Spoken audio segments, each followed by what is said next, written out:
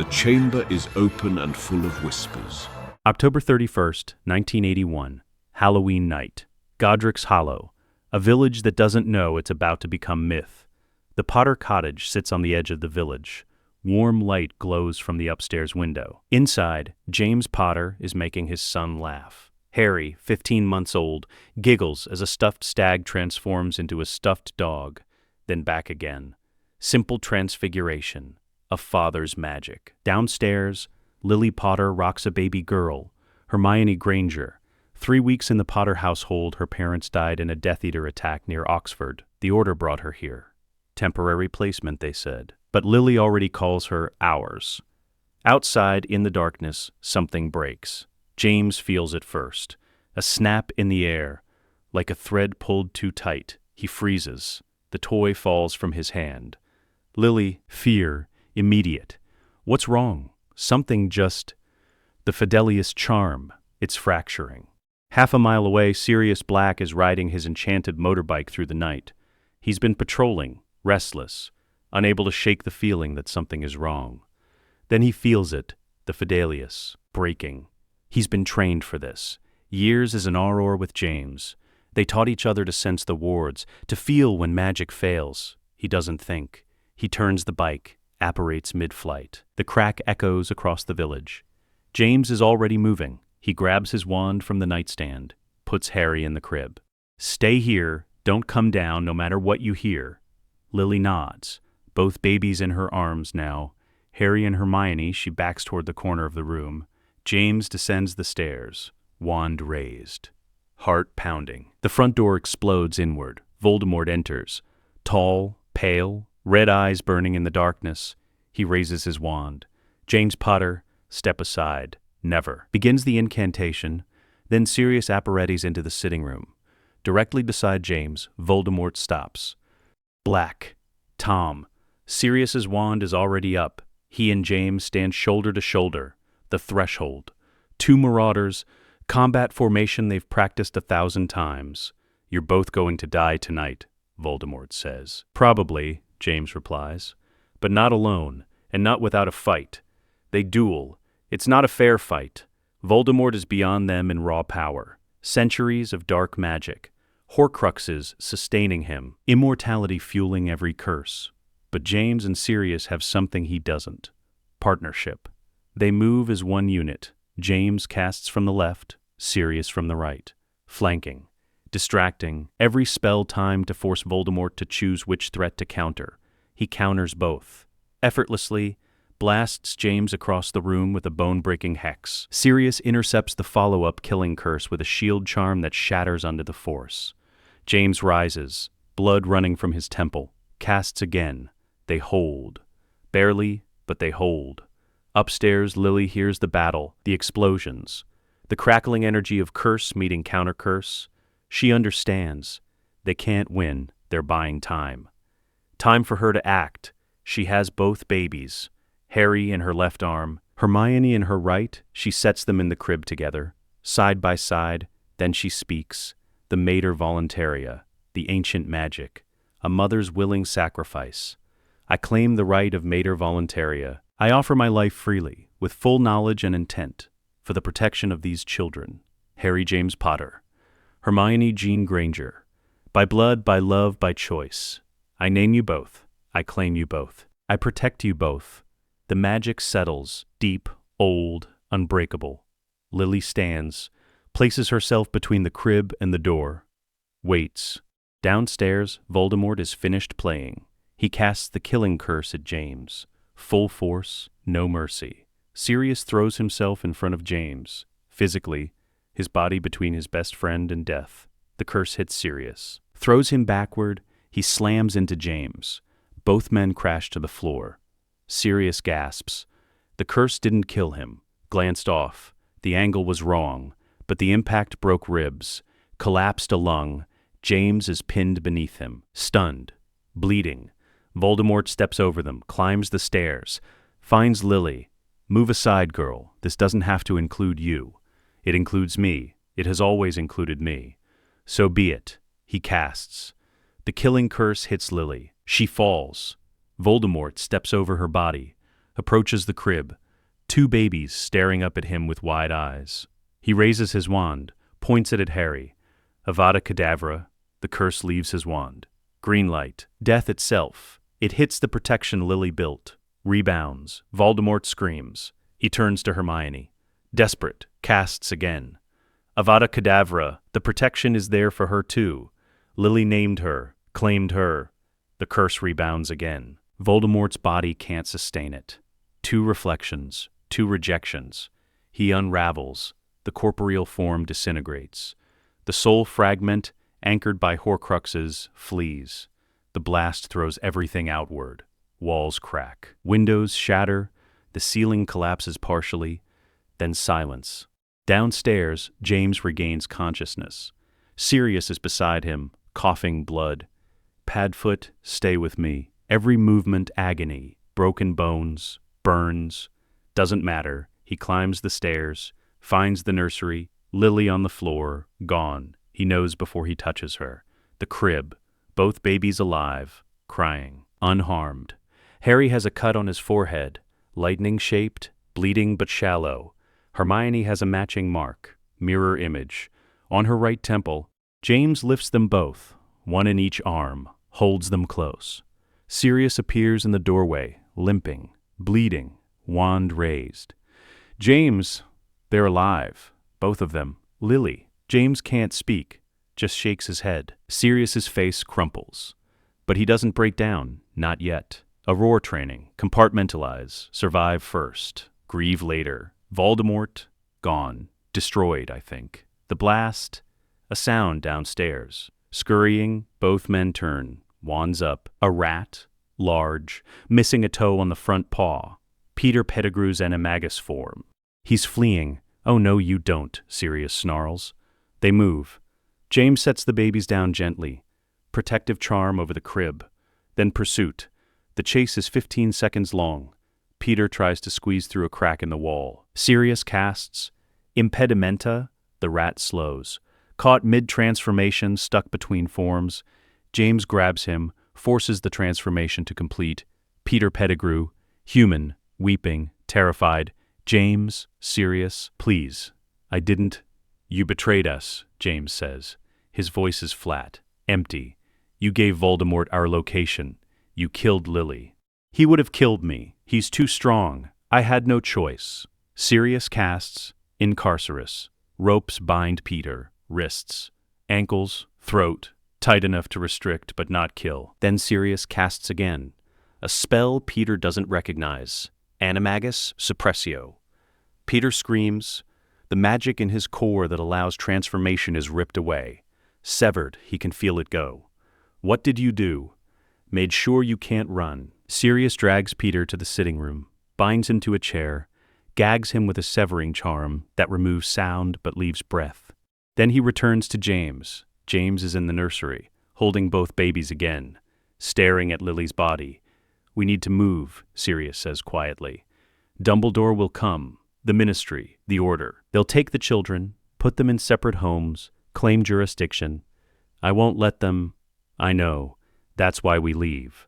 Now. Where? Potter Manor. Your ancestral home. Not this cottage. The real house, the one no one knows about except us. James looks at Sirius. The Fidelius. Let them. They won't find us. James looks down at the babies, Harry and Hermione. Both marked, both protected, both his. Lily named Hermione in the spell. Made her family, made her his daughter in the eyes of the magic itself. She's already one of mine, James says. Lily named her. That makes her a Potter. Sirius nods. Then we raise them both. Together. The way it should be. James takes a breath. Decision made. Get the portkey. We leave in 2 minutes. Sirius moves. Grabs an old book from the shelf. Taps it with his wand. Activation phrase muttered under breath. James wraps both babies in blankets. Lily's blankets. The last thing she touched. He doesn't look at her body again. Can't. Not yet. They gather what they can. Wands. A few photographs. The invisibility cloak. James' father's cloak. The deathly hallow Peter Pettigrew remains bound in the sitting room. Gagged. Watching. We'll deal with you later, Sirius tells him, after we secure the children. He casts a stunner. Peter goes limp. James holds both babies. Sirius touches the portkey book. Together, they activate it. The world spins. The cottage disappears. 60 seconds later, Rubeus Hagrid arrives at Godric's Hollow. He finds ruins, the cottage half collapsed, walls blown out, roof caved in. He enters, finds the sitting room, Peter Pettigrew unconscious and bound, finds the nursery, Lily's body. No James, no Sirius, no children. He sees 2 sets of small footprints in the dust, leading to the center of the room. Then nothing, as if they vanished mid-step. Hagrid kneels, touches Lily's hand. She's still warm. He weeps. Potter Manor, West Country. Hidden location. The portkey deposits them in the entrance hall. James has never brought anyone here. Not even Lily knew the exact location. It's warded. Fidelius charm. Blood wards. Anti-apparition fields. Ancient family magic going back to Ignotus Peverell. The manor is dark, unused for years, but the wards recognize James. The torches light as he enters. Sirius looks around. This is your ancestral home. Yes. It's huge. My family believed in space. James carries the babies to the sitting room, sets them on a sofa. They've stopped crying, exhausted, staring at him with wide, serious eyes. Sirius collapses into a chair, ribs broken, lungs still struggling. He casts a healing charm. Partial, it'll hold until they can get proper treatment. What now? He asks. James sits, finally allows himself to feel. Lily is dead, his wife, his best friend, the love of his life, gone. He doesn't cry. Not yet. Just sits, staring at nothing. Sirius watches him. James? I know. We need to plan. Dumbledore will... I don't care what Dumbledore will do. He'll search for Harry. For the children. He'll want to place them, control their upbringing. You know he will. James looks at Sirius. Then we make sure he can't find them. How? We recast the Fidelius. Tonight. Split arrangement, like you said. I hold your secret, you hold mine. We register the children under false names with the ministry. Aliases. We don't send confirmation to Hogwarts until they're 11. We raise them here, hidden, trained, safe. Dumbledore will know something's wrong. He'll investigate. Let him. He can't break a Fidelius without the secret keeper. And we're both alive. Both loyal. He can suspect all he wants. He can't prove anything. Sirius nods slowly. What about Pettigrew? We keep him. Interrogate him. Get a confession under veritaserum. Document everything. When the time is right, we present the evidence. Clear your name.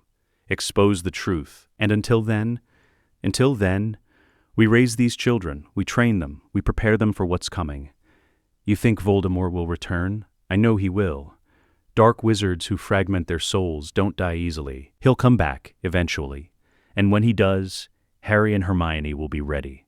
Sirius looks at the babies, Harry and Hermione, asleep now, side by side on the sofa. 2 15-month-olds who survived the unsurvivable. They're so small, he says. They won't be forever. You're really going to raise them both? As yours? James picks up Hermione, looks at her scar, mirror image of Harry's. Lily named her in the protection spell. That makes her family. Blood magic doesn't lie. If Lily claimed her, then she's mine. She's a Potter. Same as Harry.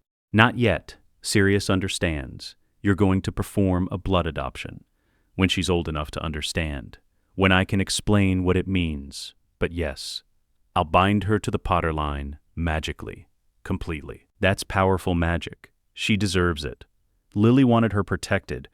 I'm going to make sure she is. Sirius stands. Winces. The ribs still hurt. Then we start tonight. Recast the Fidelius. I'll be your secret keeper. You'll be mine. We hide this place so well that not even Merlin could find it. James sets Hermione back beside Harry.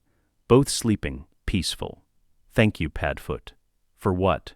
They're my family. We do this together. James nods. Can't speak. The grief is rising. He pushes it down. Not yet. Secure the children first. Grieve later. They work through the night.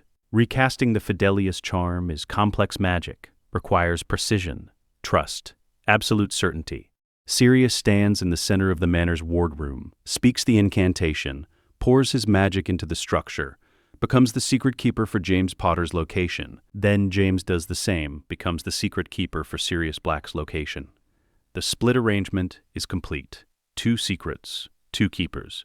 No single point of failure. By dawn, the manor is completely unplottable. It doesn't exist on any map. Anyone not told the secret directly by James or Sirius will pass by the location and see only empty countryside.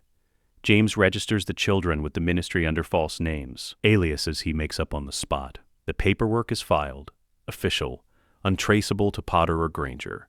Then he sits in the nursery he's prepared. 2 cribs, side by side, Harry in one, Hermione in the other, both asleep, both alive, both his. Sirius finds him there at sunrise. We did it. James doesn't answer, just stares at the children. She's gone, Padfoot. I know. She died for them, both of them. I know. I can't let that be for nothing. It won't be. We're going to raise them, train them, make them extraordinary. James finally looks at Sirius. What if I can't do this? What if I fail? You won't. How do you know? Because you're James Potter, and you don't fail the people you love. James looks back at the children. They're going to grow up without her, but not without love, not without family. We'll make sure of that. James nods. The grief will come. It's already there, waiting. But for now, he has work to do. 2 children to raise, a war to prepare for, a world to keep safe. He stands. We start today, the decade that made them. The camera doesn't show us everything. Just moments, snapshots, the years compressed into scenes that matter. Age 2, summer 1983, the garden behind Potter Manor. Vast, enchanted. Flowers that bloom in impossible colors, trees that whisper when the wind passes. Harry and Hermione are playing in the grass, toddlers now, steady on their feet, talking in short sentences. A thunderstorm rolls in from the west, dark clouds, lightning. The temperature drops. Harry looks up, sees the storm. Fear crosses his face. He reaches for Hermione's hand. She takes it without hesitation. The rain begins to fall, except it doesn't touch them. Their combined accidental magic pushes the storm sideways. The rain curves around the garden like water off an invisible dome. A perfect circle of dry ground with 2 children in the center. James watches from the terrace, jaw open. Sirius is beside him, stopwatch in hand. 2 seconds, Sirius says. From fear to manifestation. Together, 2 seconds. That's not normal, James says. No, it's extraordinary. They're 2 years old, Padfoot. I know. We were 7 before we managed joint accidental magic. I know. The rain stops. The dome collapses. Harry and Hermione look at each other, confused but not frightened. James walks down to the garden, kneels beside them. Do you know what you just did? Harry shakes his head. You made the rain go away, both of you, together. Magic? Hermione asks. Her first real word about what they are. Yes, magic. Your magic, and it's very, very strong. She considers this, then nods. Satisfied, Harry grins. Again, when you're older, I'll teach you how to do it on purpose. Promise? Age 4, winter 1985. The library. 3 stories tall, shelves from floor to ceiling. Thousands of books, Potter family collection going back centuries. James sits on the floor with Harry and Hermione, a pile of objects between them. Teacup, quill, paperweight, matchbox. Transfiguration, James says, is the art of changing one thing into another. It's precise. It requires focus, intent, understanding of what you're changing and what you want it to become. He picks up the teacup, taps it with his wand. Observe. The transformation is slow, deliberate. James narrates each stage. I visualize the tortoise, shell, legs, head. Tail, I understand the teacup's structure, ceramic, hollow, handle. I map one onto the other. Like this, the teacup morphs, becomes a tortoise, small, green, blinking slowly. Harry and Hermione watch with identical expressions, furious concentration. Eyes tracking every movement of James's wand. The tortoise crawls across the floor. Now, James says, tell me what you observed. You started with the shell, then the legs, then the head, sequential, building from largest structure to smallest detail. James beams. Exactly right, Hermione, that's perfect. Can I try? Harry asks. You don't have a wand yet. I know, but can I try anyway? James hesitates, then hands Harry the tortoise. Concentrate on the shape, the teacup, what it was before. Try to reverse it. Closes his eyes. Nothing happens for 10 seconds. Then the tortoise shudders, shifts, becomes something halfway between tortoise and teacup. A ceramic shell with stubby legs that don't quite work. James stares. You just, without a wand, Harry opens his eyes. Sees the weird hybrid creature. I did it wrong. Hermione reaches for the creature. Can I fix it? Do you know how? I think so. She touches the hybrid, concentrates, it shifts, smooths, becomes a proper teacup again. James picks up both children, hugs them hard. You're going to be extraordinary, both of you. Age 6. Spring 1987. The east wing of the manor, Sirius has converted it into an obstacle course. Suits of armor line the corridor, enchanted. Programmed to fire harmless jinxes at anything that moves. Sirius stands at the end of the corridor with a stopwatch. The objective is simple. Get from one end to the other without being hit. You have 3 minutes. Go. Harry runs, immediately. No hesitation. Jinxes fly. Tickling charms.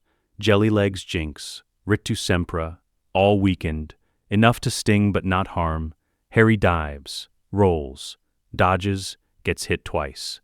Keeps moving. Hermione takes a different approach. She tears a door off its hinges. Wandless magic. Accidental. Panicked. Perfect uses the door as a shield. Advances slowly. Deflecting jinxes. Methodical. Both reach the end. Sirius grins. Brilliant. Different approaches. Both effective. James appears in the doorway. Horrified. Sirius. They're 6. And they survived. That's the lesson. The lesson is that they could have been hurt. The lesson is that they're capable. Look at them, James. Really look. James does. Harry is panting, grinning. Adrenaline high. Hermione is examining the door she ripped off, trying to understand how she did it. They enjoyed it, James says quietly. Of course they did. They're marauders. They're children. They're both. James sighs. No more doors being ripped off hinges. Agreed. Next week we work on controlled summoning charms instead. Sirius. What? That's safer. Age 8. Autumn 1989. The manor's dueling room. Spelled for safety. Walls reinforced. Floor cushioned. Harry and James are practicing. Wands out. Real wands now. Borrowed from the Potter family collection until they get their own at 11. Sirius is across the room with Hermione, teaching her shield variations. Protego is the basic shield charm, Sirius explains. But there are 17 major variants, each with different properties. Watch. He casts Protego Maxima, a larger shield, dome-shaped, covering more space. Now you try. Hermione casts. Her shield is wobbly, transparent, but present. Good. Again. Stronger this time. Across the room, James fires a tickling charm at Harry. Harry blocks it, then casts back. Rictu sempra. The spell hits James. He laughs. Uncontrollable, falls to his knees. Harry grins, then stops. Dad, are you okay? She's across the room, facing away from James and Harry. She couldn't have seen what happened. But she's laughing. The same laugh. The same uncontrollable, helpless laugh. At exactly the same time, Harry's spell hit James. Everyone stops. The room goes very quiet. Hermione's laughter fades. She looks confused. Why was I laughing? The link, Sirius says. What link? Harry asks. James kneels beside both children. There's a connection between you. Magical. It was created the night you both survived Voldemort's killing curse. Lily's protection bound you together. You share something. A frequency. A resonance. What does that mean? Hermione asks. It means when one of you feels something strongly enough, the other feels it too. Not always, not perfectly, but sometimes.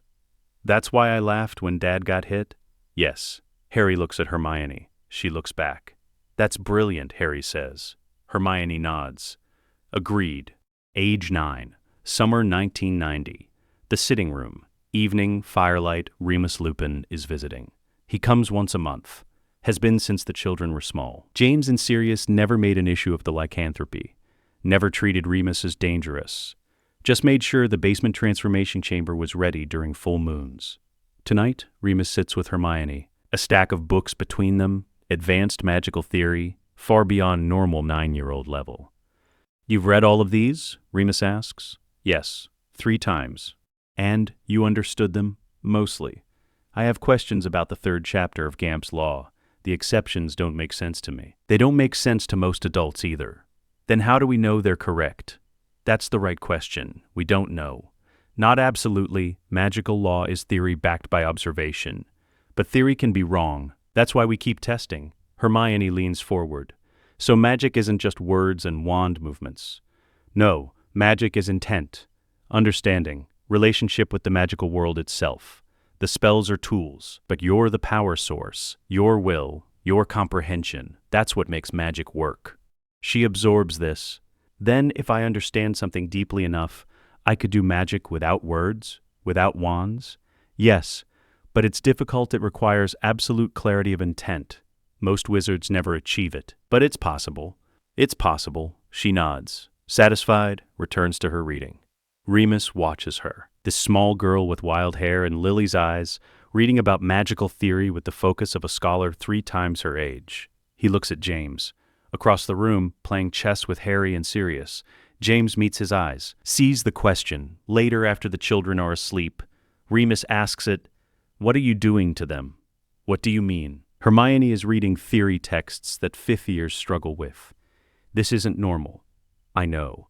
So what are you doing?" James sets down his tea. "I'm preparing them for what's coming." "Voldemort." "Yes. He might never return. He will. And when he does, they need to be ready. I won't let them face him the way I faced him. Unprepared, frightened. I won't.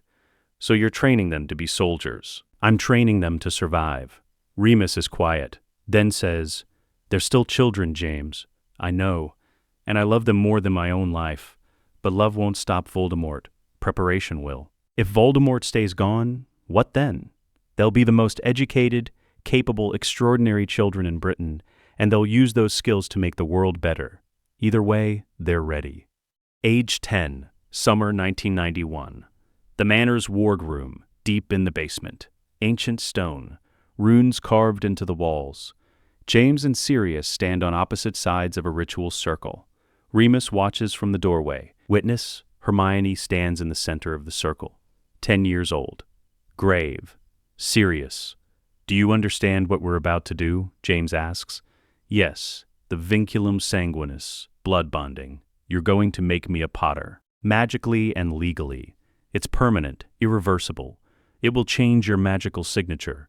Your core will resonate with Harry's. With mine.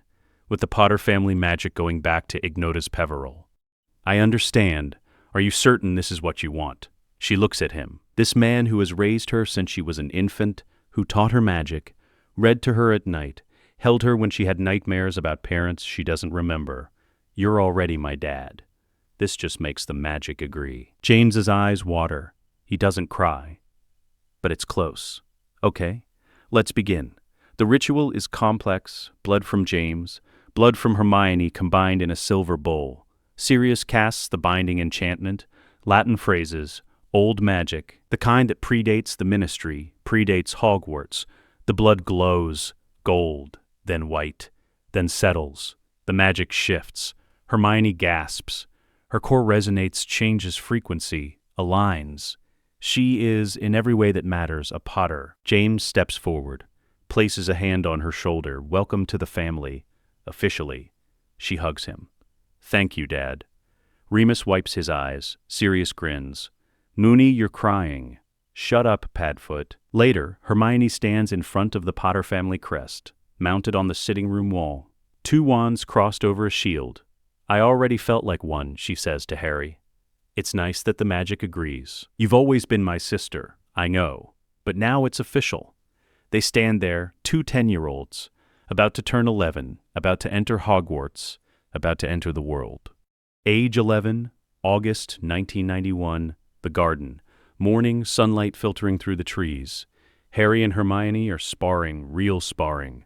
Wands out, spells flying, shields up. Movement constant. James and Sirius watch from the terrace, tea in hand.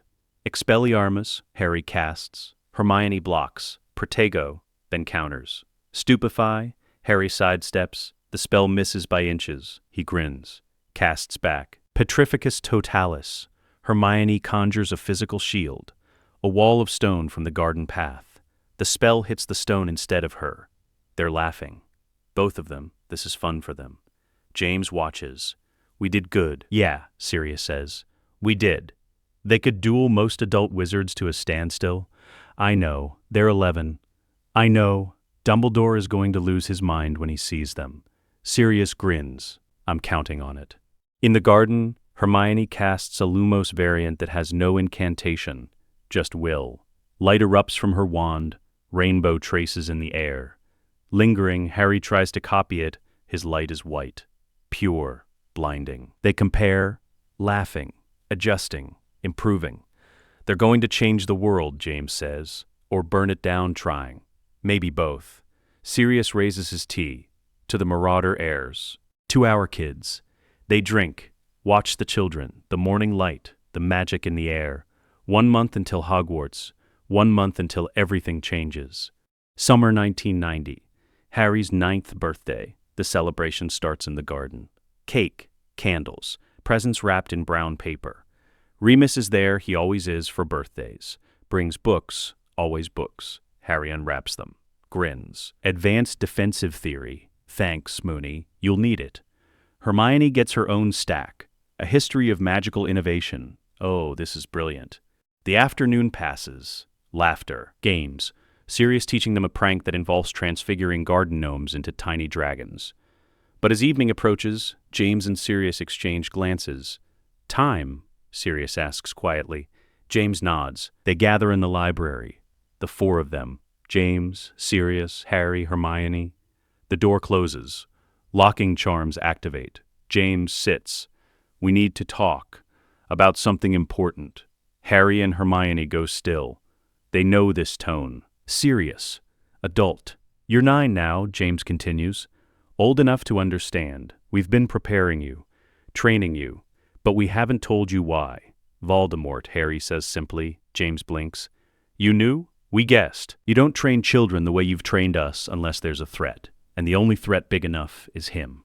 Sirius laughs. Of course you worked it out. So he's coming back. Hermione asks. Eventually. Yes. Dark wizards who fragment their souls don't die easily. The room goes completely silent. James stares at her. What did you just say? Horcruxes. Objects containing pieces of a soul. Created through murder. They anchor the soul to the living world. Preventing true death. How do you know that word? She holds up a book. Old. Leather-bound. I found it in the restricted section of the library 3 months ago. I've been researching. Secrets of the Darkest Art. This is one of the most dangerous books in existence. I know. That's why I read it carefully. Sirius closes his eyes. Of course you did. James sets the book down. Looks at both children. Since you already know the concept, we might as well tell you everything. He summons a folder from his desk. Opens it. Inside, notes. Research. Maps. A decade of investigation. Voldemort created Horcruxes. Multiple. We've been tracking them since 1981. Since the night he attacked you, how many? Hermione asks. We believe 7 total, including 1 accidental. James hesitates, then says it. The one in Harry. Harry doesn't react, just processes. I have a piece of Voldemort's soul in me. Yes, in your scar. It was created when the killing curse rebounded. Voldemort's soul was already so unstable that the trauma of his body's destruction caused a fragment to break off and latch onto the nearest living thing. You. Does it hurt me? No, not physically. It gives you certain abilities. Parcel tongue, the ability to sense when Voldemort is near, a connection to his thoughts sometimes. Can I use it? Sirius grins. That's your first question? Not how do we remove it, but can I use it? That's very practical of you, James continues. The other Horcruxes are objects. We've identified 6. Tom Riddle's diary, Marvolo Gaunt's ring, Salazar Slytherin's locket, Helga Hufflepuff's cup, Rowena Ravenclaw's diadem and Nagini. Hermione asks, Voldemort's snake. He'll create that one later. When he returns, so we destroy the objects, and then I can't die, Harry says, because I'm the only Horcrux left. Essentially, yes. Good. I wasn't planning to die anyway. Hermione is already thinking strategically. What's the timeline? When does he return? But the prophecy suggests, there's a prophecy, she interrupts. James pulls out another document, reads it aloud. The one with the power to vanquish the Dark Lord approaches, born to those who have thrice defied him, born as the 7th month dies, and the Dark Lord will mark him as his equal. But he will have power the Dark Lord knows not, and either must die at the hand of the other, for neither can live while the other survives. Harry listens. So I have to kill him, or he kills me. The prophecy is self-fulfilling, Sirius says. It only matters because Voldemort believes it matters. He chose you, marked you, made you his equal. But the prophecy says I have power he doesn't know. Yes, what power? We think it's love, James says quietly. The protection Lily gave you. The family you have. Voldemort doesn't understand love, doesn't value it. That's his weakness. Hermione frowns. That's abstract. Love isn't a tactical advantage. It is when it creates literal magical protection, Sirius counters. Lily's sacrifice made you untouchable to Voldemort. That's not abstract. That's power. Fair point. But there's another interpretation, James adds. The power he knows not could also be knowledge. Preparation. The fact that you're being raised to understand the threat, to strategize, to work as a team. Voldemort works alone, always. He doesn't trust anyone. But you two, he gestures to Harry and Hermione, you're strongest together. The twin link, Harry says, exactly. That's something Voldemort will never understand, never anticipate, and that makes it powerful. Hermione is quiet for a moment, then her expression shifts. Anger. This is broken, she says. What is? All of it, the system. A prophecy dictates a child's life. The ministry is corrupt. Blood purity laws create Dark Lords. Magical education is inadequate. The wizarding world keeps producing monsters because nobody fixes the underlying problems. So after we deal with Voldemort, we fix it. All of it. Education reform, creature rights legislation, ministry hiring practices. Everything. Sirius starts writing. Say that again. I'm making a list. I'm serious. This is brilliant. Keep going. She does. For 20 minutes, a 9-year-old's manifesto for reforming magical Britain. Passionate, detailed, surprisingly well-reasoned. James listens, writes it down. Every word. When she finishes, he looks at Sirius. We're framing this. Already planning to. The list goes up in the kitchen the next day. Under a preservation charm, Hermione Granger's reform agenda. Summer 1990. It will stay there for decades. But tonight, after the lecture on political reform, James pulls out one more item. A map. Not the Marauders map. Something new. Larger, more complex. This, James says, is the Resonance map. Version 2.0. He unrolls it on the library table. It shows all of Britain. Hogwarts is detailed in the center. Everything else at reduced resolution. But there are marks, dark points, scattered across the map. What are those? Harry asks. Horcruxes. The map is enchanted to detect corrupted magical signatures, soul fragments, dark objects. Anything that radiates the specific magical field of a Horcrux shows up as a dark point. Hermione leans closer. This is extraordinary. How does it work? The homunculus charm tracks people. We modified it to track dark magic, then tuned it specifically to soul fragment signatures. Can it track anything else? Yes. Active dark magic. Intent. If someone is casting dark spells, they'll show up with a dark aura overlay. So we can see Death Eaters. In theory, yes. Harry points to one of the dark marks. Where's this one? James checks the location. Malfoy Manor, that's the diary. Tom Riddle's diary. Lucius Malfoy has it. And this one?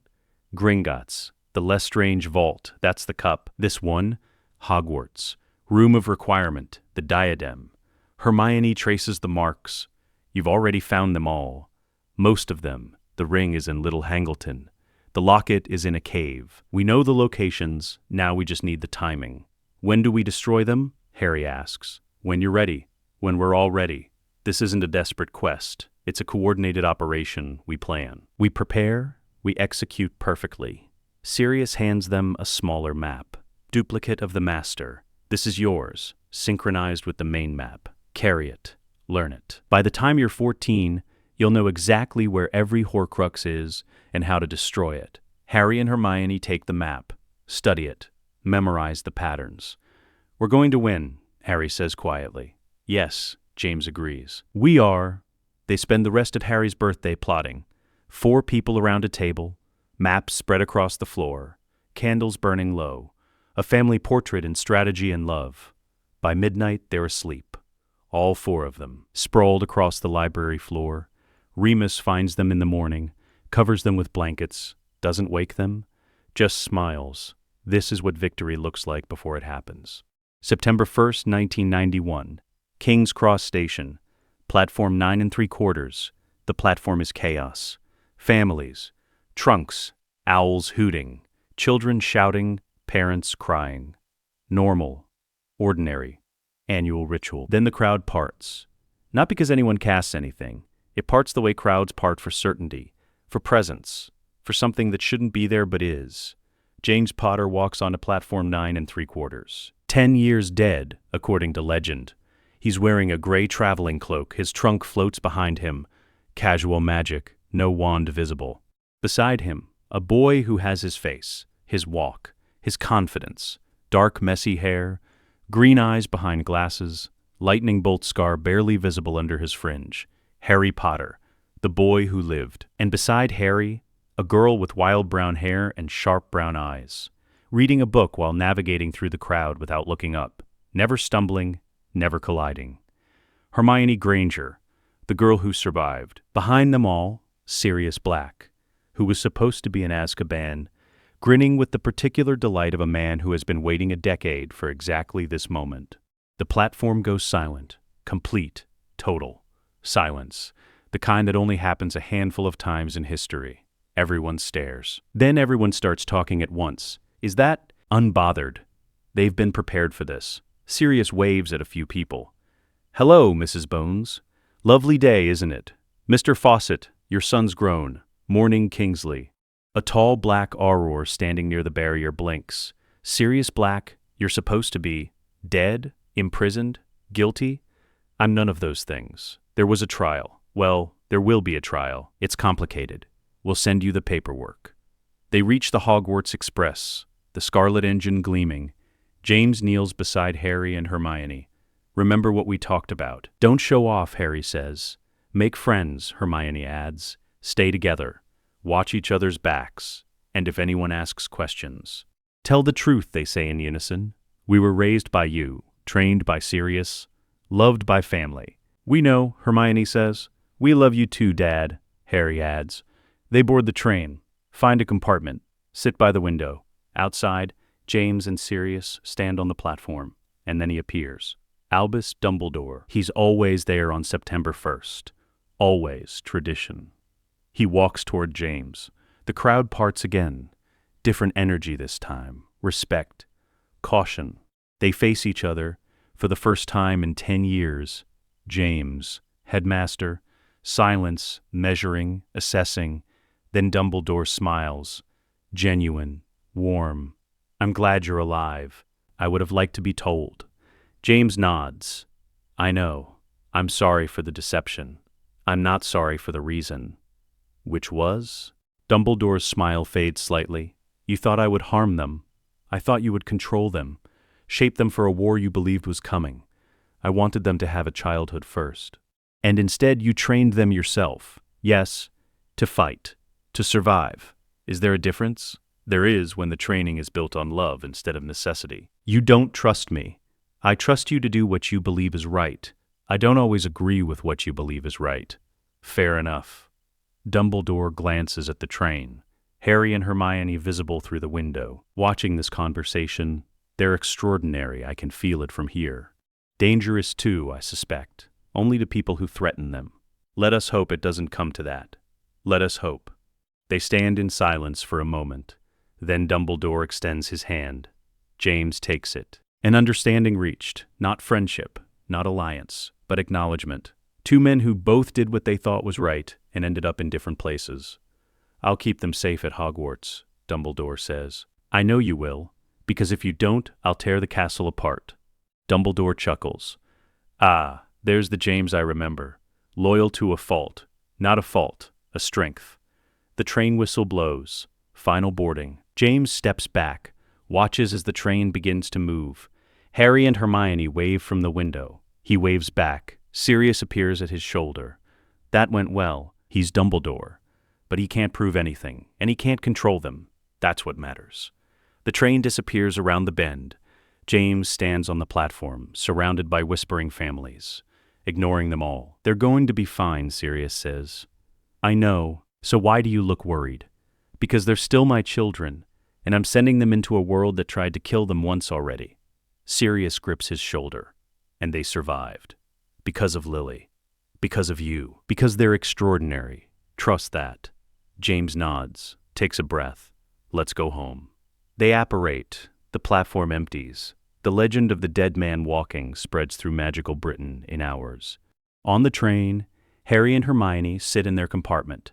The door closed. Privacy charms up. That was intense, Harry says. Expected. We knew people would react. Think we overdid the entrance? No. Sirius wanted dramatic. We delivered dramatic. The door slides open. A boy stands there, red hair, freckles, tall and gangly, uncertain smile. Mind if I sit? Everywhere else is full. Harry drops the privacy charm with a wandless gesture. Sure, come in. The boy enters. Sits across from them. I'm Ron. Ron Weasley. Harry Potter. Hermione Granger. Ron's eyes widen. Potter? Really? You're Harry Potter? That's what my dad tells me. Your dad, who was supposed to be dead. That's the one. Blimey. How was he alive? Harry shrugs. He didn't die. Simple as that. But everyone said, everyone was wrong. Happens sometimes. Ron looks at Hermione. And you're the girl who survived with him? The one from the papers? I don't read the papers about myself. But yes, probably this is mental. I've grown up hearing about you. The boy who lived. The legend. I thought you'd be, I don't know, different. Different how? Harry asks.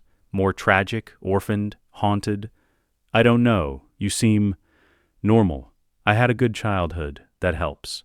Ron relaxes slightly. Yeah, I guess it would. They talk. Quidditch first. Ron is passionate about the Chudley Cannons. Harry listens, asks questions, genuinely interested. Hermione reads her book, but she's listening too, evaluating. Ron Weasley.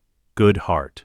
Insecure about his family's poverty. Youngest of 6 brothers, desperate to prove himself, not a threat, potentially an ally. The trolley witch arrives. Ron buys chocolate frogs with coins that are obviously saved carefully. Harry buys a variety, shares with Ron and Hermione. You don't have to share with me, Ron says. I know. I want to. Genuine. Thanks. They eat sweets, trade cards. Ron gets Dumbledore for the 7th time, grumbles about it. I have about 20 Dumbledores at home, never get the rare ones. What's rare? Harry asks. Merlin, Morgana, the Founders. My brother Charlie got a Slytherin once. Traded it for 3 commons. Idiot. Hermione closes her book. Tell me about your brothers. Ron does. Bill, Charlie, Percy, Fred and George. He talks about the burrow, his home. Chaotic, loud, loving, poor but happy. Harry listens. Sounds nice, having that many siblings. It's loud. But yeah, it's nice. You have siblings? Harry gestures to Hermione. Her. Sort of. We're not blood related, but we were raised together. Since we were babies, she's my sister in every way that matters. Ron looks between them. So you're like, best friends? More than that, we're a unit. A unit, Hermione explains. We fight together, study together. We're synchronized, magically and tactically. Tactically, you're 11, and we've been training since we were 4. Ron stares. Training for what? Life, magic, whatever comes. That's intense. Our dad is thorough. The train journey continues. They talk about Hogwarts. Houses, classes. What house do you think you'll be in? Ron asks. Gryffindor, Harry says. Probably. My parents were Gryffindor. Same. Whole family. If I'm not Gryffindor, Mum will disown me. She wouldn't actually know, but she'd be disappointed, which is worse. Hermione says nothing. She'll go where Harry goes. They stay together, always. The train slows, Hogwarts approaching. They change into robes, black, standard, unremarkable, except Harry and Hermione move with a precision that Ron notices, efficient, practiced. Like they've done this 1,000 times. The train stops. They disembark. Furs years over here. Hagrid. Massive. Beetle black eyes. Wild beard. Harry recognizes him from descriptions. Gamekeeper. Dumbledore's man. Loyal. Kind. Indiscreet. They follow Hagrid to the boats. 4 students per boat. Harry and Hermione. Ron. And a boy who introduces himself as Neville Longbottom. The boats cross the lake. The castle appears. Massive. Ancient. Turrets reaching towards stars. Ron gasps. Wicked. Neville looks terrified. Hermione studies the architecture. The wards are extraordinary. I can feel them from here. Harry nods. Layered. Ancient. Powerful. Ron looks at them. You can feel wards? Can't you? No. Is that normal? For us? They reach the castle. Enter through massive doors. Professor McGonagall meets them. Stern. Precise. Tartan robes, tight bun. She sees Harry and Hermione. Her expression shifts, just slightly. Recognition, surprise. Pride, Potter, Granger, welcome to Hogwarts. Thank you, Professor. She explains the sorting. Houses, point system, unity. Harry and Hermione listen. They've memorized this speech already. Read it in Hogwarts, a history. McGonagall leads them to the Great Hall. The ceiling is enchanted, night sky, stars, clouds drifting, 4 long tables, students watching. Is that Harry Potter? And the Granger girl? James Potter's son. The sorting hat sits on a stool. Old, patched, sentient, it sings. A new song about houses, values, unity. Then the sorting begins. Names called alphabetically. Abbott, Hannah, Hufflepuff, more names, more sortings. Ron leans toward Harry, nervous. You'll be fine. Granger, Hermione. Hermione walks forward. Calm, confident. Sits. McGonagall places the hat on her head. Inside her mind, the hat speaks. Hat. Oh my. What brilliance. What preparation. Ravenclaw would treasure you, Hermione thinking. I need to be with Harry. Hat. Loyalty, how Hufflepuff of you. Hermione, not loyalty. Strategy, we're stronger together. Hat. Ah, now that's Slytherin thinking. Hermione. But my values are Gryffindor. Courage, standing for what's right. Fighting for change. Hat. You could fit anywhere. Remarkable. Hermione. I choose Gryffindor. Hat. Very well. Gryffindor. 4 seconds total. The Gryffindor table erupts. Applause. Cheering. Hermione walks to the table, sits, looks back at Harry. He grins. More names. Longbottom, Neville. The hat takes almost a minute. Finally, Gryffindor. Neville looks relieved. More names. Malfoy, Draco, a pale boy with platinum hair. Arrogant walk. The hat barely touches his head. Slytherin, he smirks, joins the Slytherin table. More names. Potter Harry. The hall goes completely silent, every eye on him. Harry walks forward, sits. The hat descends. Hat. Harry Potter. I've been waiting for you. Harry. Have you? Hat. The boy who lived. The child who was supposed to change everything. Let me see what you've become. The hat reads. Deep. Harry doesn't resist. Lets it see. Training. Love. Family. Preparation. The Horcrux in his scar. The twin link with Hermione. The prophecy. Everything. Hat. Extraordinary. You could be great in Slytherin. The ambition. The cunning. The strategic mind. Harry. But my values are Gryffindor. Hat. Are they? You've been raised to win. To survive. To outthink your enemies. Harry, yes, but not for power. For protection. For the people I love. That's Gryffindor. Hat. You choose it? Harry, I do. Hat. Then so be it. Gryffindor. 3 seconds. The hall explodes. Cheering. Applause. Stamping feet. Harry walks to the Gryffindor table. Sits beside Hermione. They don't speak. Just a look. A small smile. Together. As planned. More names. Weasley Ronald. Ron stumbles to the stool. The hat settles. 5 seconds later, Gryffindor. This is brilliant. The sorting finishes. Dumbledore stands. Welcome to another year at Hogwarts. His eyes find Harry and Hermione, brief, assessing. They meet his gaze steadily. He smiles, continues his speech. Rules. Forbidden forest, third-floor corridor. Anyone who goes there will die a painful death. Hermione makes a mental note. Third floor. Investigate. Food appears. The feast begins. At the head table, the teachers watch. McGonagall looks proud. Snape looks conflicted, staring at Harry, seeing James, seeing Lily, seeing something he can't hate. Dumbledore looks thoughtful. And in the corner, Professor Quirrell sits, nervous, stuttering, turban wrapped tight around his head. Harry's scar tingles, faint, barely noticeable. He touches it, the sensation fades. But he notices and files it away. Quirrell. Third floor, forbidden corridor. Something's there, something dark. He'll investigate tomorrow. For tonight, eat, laugh, celebrate. They're at Hogwarts. The game has begun. September 2nd, 1991. The first full day at Hogwarts. Harry and Hermione wake early. 5:30. Habit from years of training. They dress, meet in the common room before anyone else is awake. Ready? Harry asks. Always. They pull out the resonance map, the duplicate James gave them. Unfold it. Study. Hogwarts materializes in detail. Every corridor, every room, every secret passage, and 2 dark marks, one on the 3rd floor, stationary, strong signal, one moving, slowly, in the defense against the dark arts classroom. Quirrell, Hermione says, and whatever he's protecting on the 3rd floor. We're trying to steal. Same thing. They memorize the layout, fold the map, hide it, then they go exploring. The castle is vast, 7 stories, moving staircases, trick doors, passages that lead nowhere.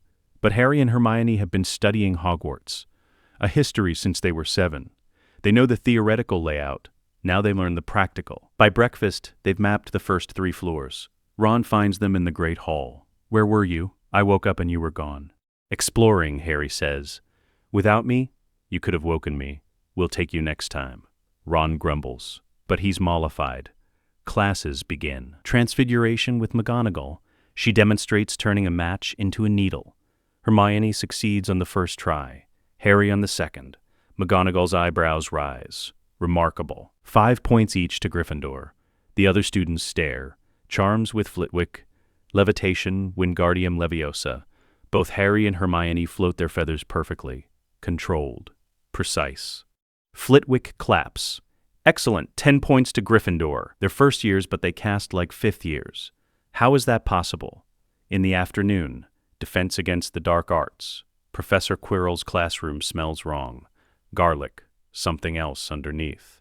Rot. Decay. Harry's scar burns, stronger than before. He sits. Hermione beside him. Ron on his other side. Quirrell enters. Stuttering, nervous, turban wrapped tight. Welcome, students. Today we'll discuss dark creatures. Theoretical only, of course. The lesson is boring. No practical work. Just reading from a textbook. Harry watches Quirrell. Studies him. The man is terrified. Constantly, his hands shake, his eyes dart. But there's something underneath. When he thinks no one is watching, his expression changes. Cold, calculating, hungry. 2 personalities, one dominant, one hidden. Possession, Harry's scar confirms it. The burn, the cold, the specific sensation he's been trained to recognize. Dark magic, soul fragment, carried on another person's body. After class, Harry pulls Hermione aside. Quirrell, back of his head. Under the turban, something dark. Not an object, a person. Voldemort, fragment of him. Has to be. Possession, incomplete corporeal form. Consistent with the theory. After the killing curse destroyed his body, he'd need a host. We need to tell Dumbledore. With what evidence? My scar. The resonance map. The smell. Your scar reacting isn't evidence. It's a symptom of the Horcrux connection. Dumbledore doesn't know about that. The map is our secret. We can't reveal it. The smell could be anything. We need more. Harry thinks. Then we investigate. Gather proof. Build a case. Agreed. 1 week later, Harry and Hermione have watched Quirrell constantly, documented his movements, tracked his patterns. He visits the 3rd floor corridor every night, tries to get past whatever's guarding it. fails, returns injured. They've also identified what's behind the door. Fluffy, Hagrid's three-headed dog. Hermione discovered this by asking Hagrid directly, innocent questions during a visit to his hut. Oh, Fluffy? Yeah, he's mine. Guarding something for Dumbledore? Can't say what. But he's a good lad. Just play him some music, and he falls right asleep. Simple. Direct. Hagrid has no filter. Now they know. Three-headed dog, guarding something, music puts it to sleep. They present their findings to Dumbledore. Not panicked, not desperate. Professional. Harry and Hermione enter the headmaster's office with a folder. Organized, documented, cross-referenced. Dumbledore looks surprised. Mr. Potter, Miss Granger, what can I do for you? We need to report a security concern, Hermione says. She lays out the evidence. Quirrell's suspicious behavior, his nighttime visits to the forbidden corridor, the dark magic signature Harry's been sensing. You can sense dark magic? Dumbledore asks. Yes, sir. My scar. It burns when I'm near Voldemort or fragments of him. It's been happening since I arrived, specifically around Professor Quirrell. And you believe Quirrell is possessed? Yes. By a fragment of Voldemort. Incomplete, but present. You're 11 years old, and you're presenting me with a tactical assessment that most auras couldn't compile. Our father trained us, Harry says simply. Yes, I'm beginning to see that. Dumbledore reviews their notes. This is thorough, impressive. Concerning? Will you investigate Quirrell? Hermione asks. I will, discreetly, but I have a question first. Why come to me? Why not handle this yourselves? Because we're 11, Harry says. And this requires adult authority. We're not arrogant enough to think we can handle a possessed professor alone. I'll investigate. Thank you for bringing this to my attention. They leave. In the corridor, Ron is waiting. What was that about? Quirrell. We think he's dangerous. The defense professor? Yes. How dangerous? Very. Ron processes this. And you went to Dumbledore? Yes. Not like trying to solve it yourselves. We're 11, Ron. I know. But you. I figured you'd have some mad plan to investigate secretly. Harry and Hermione exchange glances. We already investigated, Hermione admits. That's why we went to Dumbledore, with evidence. Ron grins. You're mental. Both of you. I love it. October 31st, 1991. Halloween. Dumbledore has been investigating quietly. He's confirmed Harry and Hermione's assessment. Quirrell is compromised, possessed. Dangerous. But he's also made a decision. Rather than simply arresting Quirrell, he wants to see what the stone's protections can do. Wants to test the defenses. And he wants to see what Harry and Hermione can do. He calls them to his office. I've investigated Professor Quirrell. You were correct. He is possessed by Voldemort. A fragment. Weak, but dangerous. What will you do? Harry asks. I could arrest him, remove him from the castle, but that would drive Voldemort underground, make him harder to track. I have a different proposal, which is, the object Quirrell is trying to steal is the Philosopher's Stone, created by Nicholas Flamel. It grants immortality. Voldemort wants it to restore his body, so you're using it as bait, Hermione says. Yes, to draw him out, to confirm his return, and to see if the protections I've placed around the stone are sufficient. You want us to test the protections, Harry says. I want to give you supervised access, not as a test of you, but as a test of the defenses. You've been trained. You're capable. And if you can bypass the protections, I need to know so I can strengthen them. Hermione frowns. You're trusting us with this? I'm trusting you to be honest about what you find. And I'm trusting that your father taught you to respect powerful magic. Harry looks at Hermione. She nods. We'll do it, but if Quirrell is there, we engage with backup. Not alone. Agreed. I'll accompany you. As will Professor McGonagall. This is supervised. Controlled. November 1st, 1991. The Stone Chamber. The corridor on the 3rd floor. Harry, Hermione, Dumbledore, and McGonagall stand outside. Ready? Dumbledore asks. Yes, sir. Dumbledore opens the door. Inside, Fluffy, three-headed dog, massive, each head the size of a person. He's awake, growling, aggressive. Hermione pulls a small flute from her robes, plays a simple tune. Fluffy's eyes droop. He yawns. All three heads, then sleeps. Music, Hermione explains. Hagrid mentioned it. McGonagall looks impressed. They step over Fluffy. Open the trapdoor. Descend. Devil's snare. A chamber full of writhing vines. The vines wrap around them, trying to strangle. Hermione casts Lumos Solem. Bright light. The vines recoil. Shrivel. They fall through. Next chamber. Flying keys. Hundreds. One with a bent wing. Harry spots it immediately. That one. He mounts a broomstick left in the room. Flies. The keys swarm. Attacking. Trying to prevent him. He dodges. Weaves. Catches the target key in 40 seconds. Unlocks the door. Continues. The chess chamber. Giant pieces. Black and white. Life-sized. Hermione solves it as a logic problem. 4 moves. No sacrifices. McGonagall watches. Stunned. That game was designed by me. It usually takes 20 moves minimum. With sacrifices. How did you know that? I calculated it.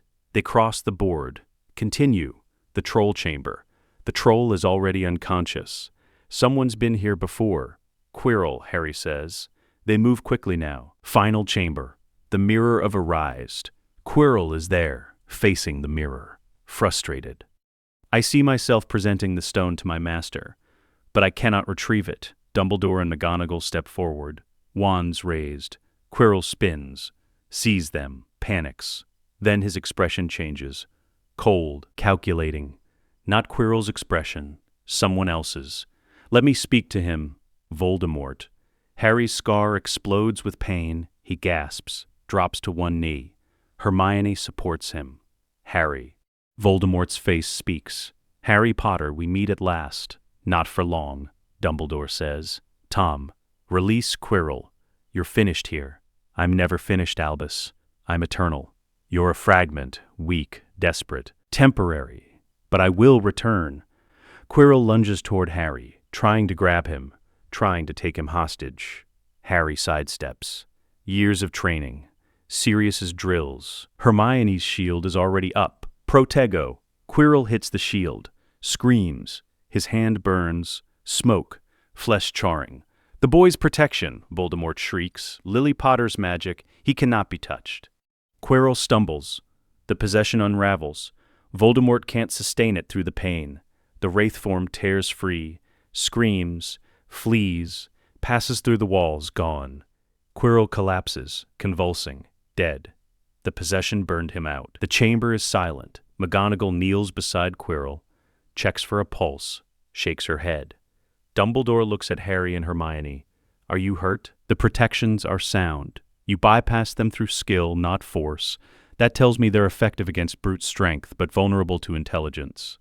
I'll adjust accordingly. Hermione is staring at the mirror. What is that?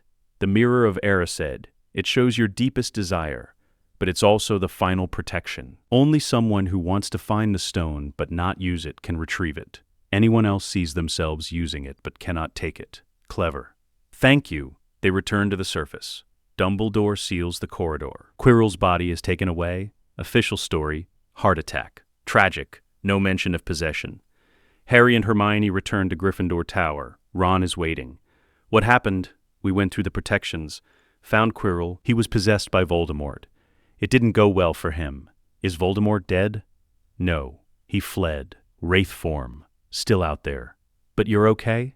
We're fine. You just dueled Voldemort. On your second month at Hogwarts. Technically, we didn't duel.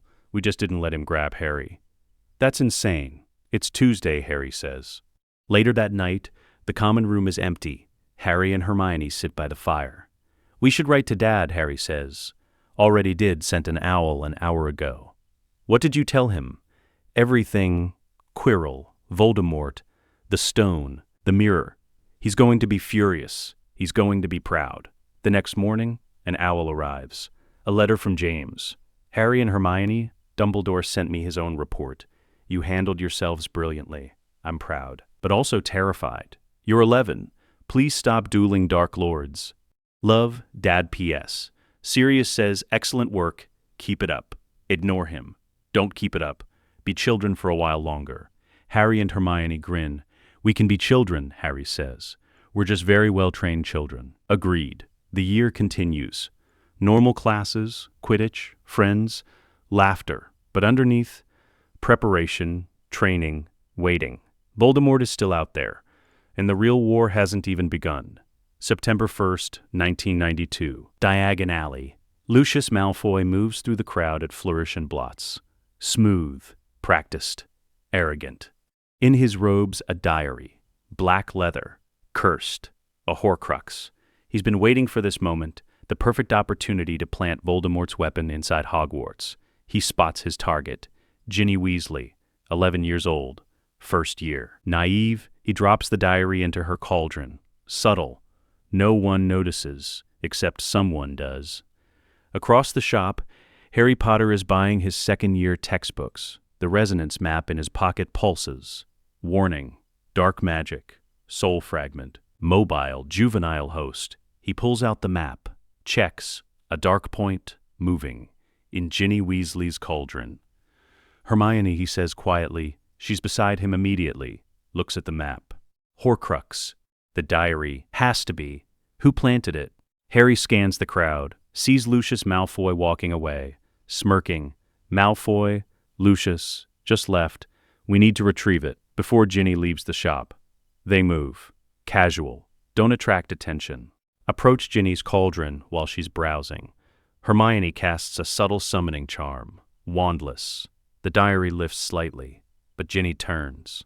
Sees them. What are you doing? Someone put something in your cauldron, Harry says. We were checking. Ginny looks, sees the diary. I don't remember buying that. You didn't. Someone planted it. May I see it? Trusting. Harry Potter wouldn't lie. Harry takes the diary. The Horcrux burns against his scar. Faint but present. This is dark. Very dark. You shouldn't keep it. What is it? But I'm going to find out. Can I borrow it? I'll return it if it's safe. Okay, I guess. Thank you. They leave Flourish and Blots, diary in hand. Outside, Sirius is waiting. Find everything you need. Harry holds up the diary. We found this. In Ginny Weasley's cauldron, planted by Lucius Malfoy. Sirius's expression hardens. Dark object, Horcrux. We confirmed it on the map. Potter Manor. That evening, James examines the diary. Wand out, diagnostic charms running. It's definitely a Horcrux. Tom Riddle's diary. We suspected Lucius had this. Now we have confirmation. What do we do with it? Hermione asks. We destroy it. But first, we document everything. Provenance, how you obtained it, witness testimony. This is evidence against Lucius Malfoy. We're building a case. For what? For removing him from power. He's a Death Eater. He's distributing Horcruxes. He's corrupting the Ministry. We end that. Now, Sirius grins. I've been waiting for this. September 3rd, 1992. Hogwarts, Harry and Hermione return to school. Second year, the diary is safe at Potter Manor. Secured. Not destroyed yet. Evidence. But the resonance map shows something else. Another dark signature. In the castle. Moving through the plumbing. The basilisk, Hermione says. Slytherin's monster in the Chamber of Secrets. We need to find the entrance before anyone gets hurt. They research. Hermione in the library. Harry using Parseltongue to listen to the pipes. By October, they've identified the probable location. Moaning Myrtle's bathroom. Second floor. They investigate. After hours. Under the invisibility cloak. The bathroom is empty. Myrtle is crying in her stall as usual. Harry examines the sinks. Finds one with a snake carved on the tap.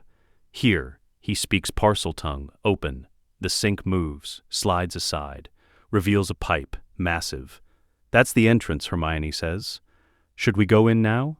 No. We prepare first. The basilisk kills with direct eye contact. We need a counter. Mirrors. Enchanted mirrors. Worn as visors, reflecting the gaze back without us looking directly. Can you make those? Give me a week. October 15th, 1992. The Chamber of Secrets. Harry and Hermione descend through the pipe. Prepared. Enchanted mirror visors. Basilisk venom collection vials. Emergency portkey. Backup wands. They've trained for this. Creature combat. Sirius drilled them for years. They land in the chamber. Vast, cathedral-like, serpent statues everywhere. Harry speaks Parseltongue. Calls out, I am Harry Potter, heir of Gryffindor, Parselmouth. I seek the guardian of this chamber. The basilisk emerges, 60 feet long, green scales, eyes closed, ancient. It speaks, hissing, parcel tongue. Who dares enter the chamber of Salazar Slytherin? I do. I come not to destroy you, but to offer freedom. The basilisk pauses. Freedom? You have been enslaved for 1,000 years, bound by compulsion magic, forced to serve a dead man's ghost. I offer you release. You cannot release me. The magic is too deep. Hermione steps forward. The compulsion is a rune lock, carved into your scales. 7 runes, Egyptian, 6th dynasty. I can break them. You speak not the serpent tongue. No, but I speak magic, and magic is universal. The basilisk considers. If you fail, I am compelled to kill you. If we fail, we deserve to die. But we won't fail. Slowly. Will you let us try? The basilisk lowers its massive head. You are different from the others. You do not fear. You do not attack. You ask. Because you're not a monster, you're a prisoner. The basilisk is silent, then speaks. Try. If you succeed, I am free. If you fail, I am still a slave. Nothing changes. Hermione examines the basilisk's scales, finds the runes. 7, glowing faintly. Ancient magic, compulsion, control. She studies them, maps the connections, identifies the keystone rune. This one. If I break this, the others collapse. She casts, precise, surgical, finite incantatum. The rune flickers. Resists. She casts again. More power. Finite. The rune cracks. The basilisk roars. Pain, release, freedom. The compulsion shatters. The magic unravels. The basilisk thrashes. Not in rage, in joy, in liberation. Then it stops. Looks at Harry and Hermione. You freed me. Yes. Why? Because enslavement is wrong. Even for a basilisk. The creature is quiet, then speaks. I have been awake for 1,000 years. Alone, enslaved. You are the first to show me kindness. What will you do now? Harry asks. I do not know. This chamber is my home, but I am no longer bound to it. When you're ready, choose your own path. The basilisk nods. Slowly. You are worthy, both of you. If you ever need my aid, speak my name. I am Herpo's last. I will come. Free. Harry and Hermione stand in the empty chamber. We just freed a basilisk, Harry says. We did. Dad is going to be so confused. Or proud. Hard to say. Find no diary fragments here. No other Horcruxes. Just a 1,000-year-old prison, now empty. They return to the surface, seal the entrance behind them, report to Dumbledore the next day. The chamber is cleared. The basilisk is no longer a threat. You killed it? Dumbledore asks. No, we freed it from its compulsion magic. It left peacefully. Dumbledore stares. You freed it. Yes, sir. And unprecedented. And possibly insane. It was enslaved. We don't believe in slavery. You're 12 years old, and you just rewrote 1,000 years of Hogwarts history by negotiating with a basilisk instead of killing it. Is that a problem? Hermione asks. No, it's remarkable. Your father has raised you very well. December 1992. The Wizengamot Chamber, James Potter and Sirius Black have spent the last year building their case. Evidence, witnesses, documentation, everything they need to destroy Lucius Malfoy. Today is the day. The Wizengamot is in session, 50 members, ancient families, ministry officials, arbiters of magical law. James holds a seat, Potter family, ancient and noble house. Sirius holds a seat, Black family. Most ancient and noble house, together they have political weight. Lucius Malfoy sits across the chamber, confident, untouchable. He's bought half the Wizengamot. He knows this.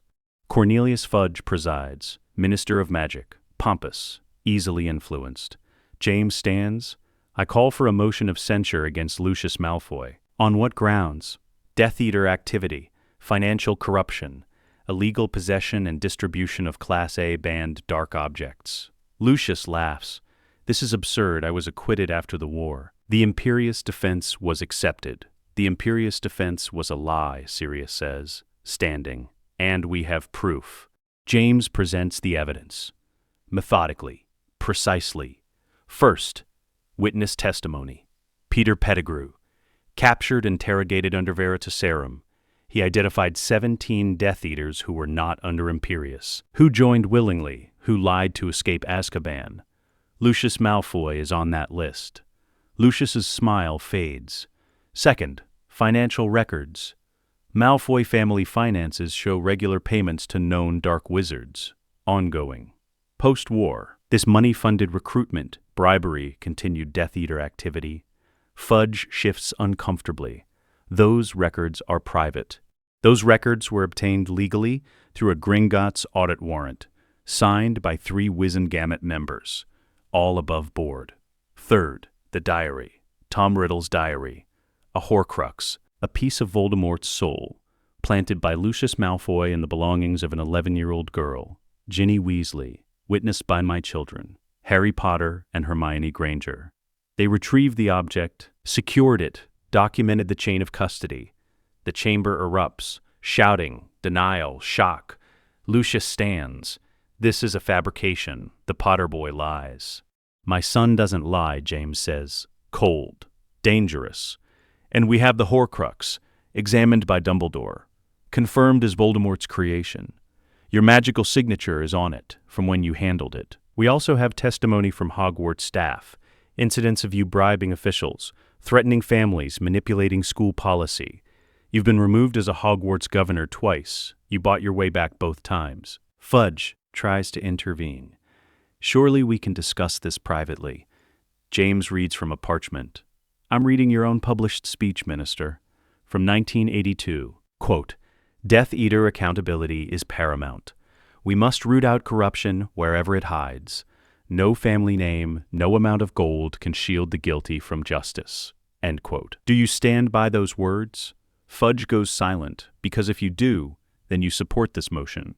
If you don't, then you admit you lied to the public. Which is it? Fudge looks trapped. The vote is called.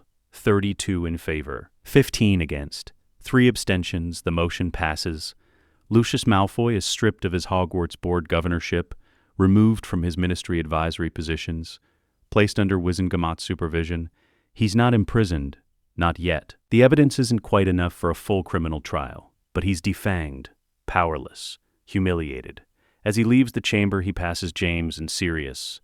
This isn't over, Potter. The chamber empties. James and Sirius remain. We did it, Sirius says. First step, we removed Malfoy. Now we reform the system. The Magical Creatures Welfare Act? Already drafted. Hermione helped. She's been working on this since she was 9. Sirius grins. She's going to change the world. Both of them are. They submit the act. Improved legal status for house elves, centaurs, werewolves. Not full equality, but significant progress. It passes. Narrowly, but it passes. The second measure, mandatory review of all imperious pardons from the First War. This will take years. But it started. The Ministry of Magic begins to clean itself. Slowly, painfully, but inevitably. An interlude. Snape's office. James has requested a meeting. Private. Snape agrees, reluctantly. They sit. 2 men who have hated each other for 30 years. Why are you here, Potter? To thank you. Snape blinks. For what? For your testimony, at Malfoy's hearing. You confirmed which Death Eaters were coerced and which were willing. It made the difference. I didn't do it for you.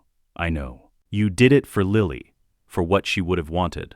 Snape flinches. Don't speak of her. Why not? She was my wife, my best friend, the mother of my son. I loved her, and I loved her first. I know. She told me. Before we married, she said you were her friend, that she cared about you, that she wished things had ended differently. Snape looks away. They didn't. No. But that doesn't mean we can't move forward. We're not children anymore, Severus. We're men. We've both lost her. We both carry that. Maybe that's enough common ground. Snape is silent. Then speaks. Your son, he's not what I expected. What did you expect? You. Arrogant, reckless, self-absorbed. And instead, he's kind, thoughtful, brave without being stupid. He reminds me of her more than you. James smiles, sad, good. That means I raised him right. You didn't ruin him. I'll admit that. High praise from Severus Snape. Don't push it, Potter. They sit in silence. Not friends, not allies, but not enemies either. An understanding. James stands. Thank you for what you did for helping us clean out the corruption. It's what Lily would have done. I know. For the first time in 30 years, the weight on his chest is lighter. Not gone, never gone, but lighter. October 30th, 1994. Hogwarts, 4th year. The Goblet of Fire sits in the entrance hall. Blue flames dancing. Students line up, submitting names.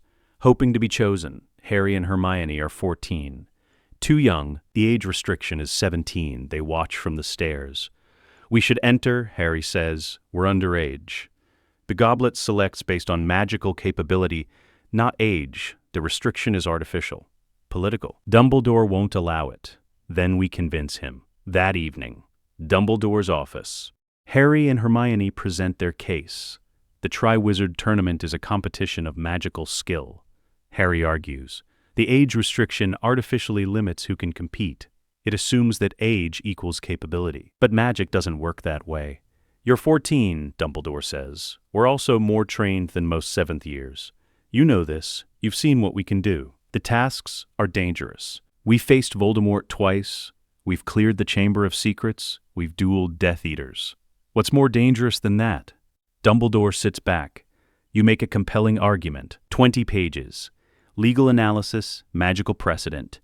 Tournament history, the original Triwizard rules never specified age. The restriction was added later, by ministry decree, not by magical law. The goblet itself doesn't enforce age. It enforces magical readiness. If someone is magically ready, they should be allowed to compete. Thank you. And you want to enter as a team? A partner unit. Yes, we fight together. Always. We're stronger that way. The tournament doesn't traditionally allow partners. The tournament doesn't traditionally have many things.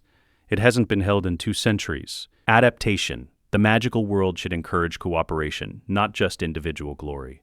Dumbledore smiles. You sound like your father. Is that a yes? I'll present your case to the other headmasters, and to the goblet itself.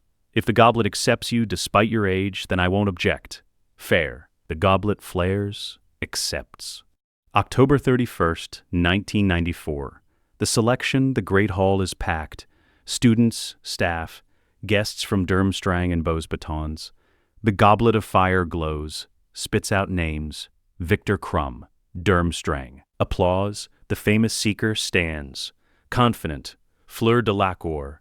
Beauxbatons. More applause. The beautiful Partvila girl. Graceful Cedric Diggory. Hogwarts cheers. The popular Hufflepuff. Quidditch captain, well liked. Then the goblet spits out one more piece of parchment. Dumbledore reads it, pauses, then speaks. Harry Potter and Hermione Granger. Hogwarts. Partner unit. Then chaos. They're 14. How did they enter? This is illegal. Dumbledore raises his hand. The Goblet of Fire has accepted them. They presented a formal, magical challenge. Argued that age restrictions suppress legitimate magical merit. I reviewed their case. The goblet agreed. They will compete. Hogwarts has 2 champions. One team, Dumbledore corrects. Operating as a single unit, functionally equivalent to 1 champion. Madame Maxime protests. They are trained, capable, and magically ready. The goblet has spoken. The other schools argue, bitterly. But the goblet's decision is binding. Harry and Hermione stand, walk to the front. Calm, prepared. This is what they've been training for their entire lives. November 24th, 1994. The first task. Dragons. Harry draws the Hungarian horntail. Most dangerous breed. He and Hermione prepare, not with panic, with strategy. Horntails are territorial, Hermione explains. They protect their nest aggressively, but they're also predictable. If we can distract her, divert her attention, we can retrieve the egg. How do we distract a 40-foot dragon? We don't. You do. While I create a secondary threat she has to address. They plan, rehearse. Cedric goes first, transfigures a rock into a dog, distracts the Swedish short snout, gets burned, but retrieves his egg. Fleur goes second, uses a sleeping charm on the Welsh green, partially effective. Dragon snores fire, burns her robes, but she gets the egg. Crumb goes third, conjunctivitis curse, blinds the Chinese fireball, brutal, effective. Tramples some of its own eggs, but retrieves the golden one. Then Harry and Hermione, they enter the arena together. The Hungarian horntail watches. Aggressive. protective. Harry mounts his firebolt, kicks off, rises, the dragon lunges, breathing fire, Harry dodges, flies in tight spirals. Drawing her away from the nest, Hermione waits. Timing. The dragon chases Harry, focused, angry. Hermione casts, not at the dragon, at the nest. She transfigures rocks around the nest into smaller dragons. Illusions. Moving. Threatening the eggs from a different angle, the horntail sees. Torn. Chase Harry or protect eggs. She chooses eggs. Returns to the nest. Attacking the illusions, Harry dives. Straight for the golden egg. Grabs it. Kicks off. The dragon realizes. Too late. Swipes with her tail. Misses by inches. Harry soars out of range. Time, 2 minutes, 40 seconds. No injuries. Perfect execution. The crowd erupts. Cheering. Applause. Amazement. Judges confer. Scores appear. Ludo Bagman, 10. Maxime, 9. Crouch, 10. Karkaroff, 5. Bitter, Dumbledore, 10. Total, 44. Highest score. Harry and Hermione exit the arena. High five. Ron is there. Grinning. That was brilliant. The fake dragons? I didn't even see Hermione cast. That's the point, Hermione says. February 24th, 1995. The second task. The Black Lake champions must retrieve something precious from the merpeople. 1 hour underwater, Harry and Hermione have prepared. Gillyweed. Researched. Tested.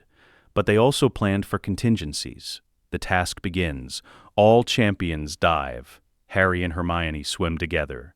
Gillyweed working. Gills, webbed hands and feet. They reach the merpeople village. 22 minutes. 4 hostages tied to stone pillars. Enchanted sleep. Ron Weasley, Hermione's hostage. Cho Chang, Cedric's hostage. Gabrielle Delacour, Fleur's hostage. And Harry Potter. Wait. Harry stares at himself. Tied to a pillar. Asleep. That's me, he says. Underwater voice. Weird. How are you your own hostage? Hermione asks. They realize the enchantment took most precious. For Hermione, that's Ron, her best friend besides Harry. For the tournament magic, Harry's most precious is himself. Because of the twin link. He and Hermione are magically connected, the spell got confused. This is awkward, Harry says. Just free everyone, we'll sort it later. They cut all 4 hostages loose. Ron, Cho, Gabrielle and Harry's duplicate, except the duplicate fades. It was an illusion, the spell's confusion, they surface with Ron and Gabrielle. Cho comes up with Cedric. Fleur never made it. Grindylows attacked her. Hermione and Harry surface with both remaining hostages. 28 minutes. Dumbledore announces the scoring. Harry Potter and Hermione Granger completed the task in record time. They also rescued an additional hostage and moral character. Full marks. They tie for first place overall, with Victor Crumb. June 24th, 1995.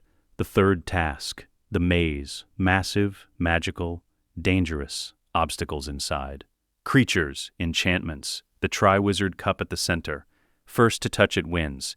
Harry and Hermione enter together. Their lead position lets them start first. They navigate as a unit. One scouts ahead, one covers rear. Communication through the twin link. Sphinx. Hermione answers the riddle. Correct, they pass. Blast-ended Scroot. Harry stuns it. They continue. Boggart takes the form of James dead. Hermione casts Ridiculous before Harry has to face it fully. They reach the center. 20 minutes, the Triwizard Cup sits on a pedestal. Glowing. They stop. The resonance map, Harry says. Hermione pulls it out. Checks. The cup shows dark magic. Portkey signature. Modified. It's been tampered with, Hermione says. Where does it go? She traces the portkey coordinates. Little Hangleton, graveyard, Voldemort's father's grave. The ritual. He's planning the resurrection ritual. Should we touch it, we could spring the trap, but we'd be walking into an ambush. Or we prepared for an ambush. And Dad is waiting. They look at each other. Harry pulls out a small mirror. Speaks into it. Dad, the cup is a portkey to Little Hangleton Graveyard. Voldemort's resurrection site. Are you ready? James's voice. We're in position. Sirius and I have been tracking Pettigrew. He escaped house arrest 6 hours ago. We knew this was coming. Spring the trap. We'll be there. Little Hangleton, the graveyard. The portkey deposits Harry and Hermione among the tombstones. Cold, dark, moonless night. They land, wands out, ready. A figure emerges from behind a crypt. Not Pettigrew. Death Eaters. Circle of them. 12. Lucius Malfoy, McNair, Avery, Rookwood. Others, they surround Harry and Hermione. The Dark Lord will be pleased, Lucius says. 2 Potter children. 1 will suffice for the ritual.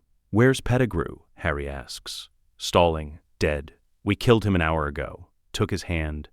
Flesh of the servant. We didn't need him alive. That's inefficient. Now you don't have a servant. We have many servants. A cauldron boils nearby. Potion bubbling. Ritual in progress. But no Voldemort. Not yet. Where is he? Hermione asks. Waiting. The ritual requires 3 components. We have the bone, we have the flesh. We just need the blood. Lucius approaches, knife in hand. Then James Potter steps out of the shadows. Wand raised, calm. You're not touching my children. The Death Eaters spin, shocked. Sirius appears on the opposite side, flanking. Hello, Lucius. Miss me? James and Sirius. 2 Marauders against 12 Death Eaters. The odds are bad. But then more figures appear. Aurors, 6 of them. Kingsley Shacklebolt, Tonks, Mad-Eye Moody. Others, this was planned, coordinated. The ambush is reversed. You're all under arrest, Kingsley announces. For Death Eater activity. Conspiracy to resurrect a Dark Lord. Attempted murder of minors. Spells fly. Curses, hexes, shields. But they're outnumbered now, outmatched. James and Sirius fight as a unit. Decades of partnership, they move like one person. Harry and Hermione join them. 4 Potters.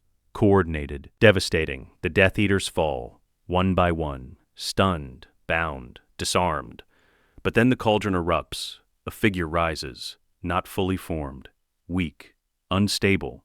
Voldemort. The ritual completed itself. Not with Harry's blood. With substitute components. Rushed. Improvised. The result is imperfect. A body. But wrong. Pale. Translucent. Barely corporeal, he sees James, sees Harry and Hermione, sees Sirius. You look terrible. Voldemort raises his wand. Weak, shaking. I will kill you, all of you. You tried that already, didn't work. Voldemort casts Avada Kedavra, James blocks. Shield charm, the killing curse hits the shield, shatters it, but loses momentum. Sirius counters, stupefy. Voldemort deflects, but he's struggling. The body is failing. The improvised ritual left him unstable. Harry and Hermione attack together. Twin cast, their magic resonating through the link. Expelliarmus, the spell hits Voldemort like a battering ram. His wand flies, spins through the air, lands 20 feet away. Voldemort stumbles, tries to summon it. James is faster. Accio wand, snaps it.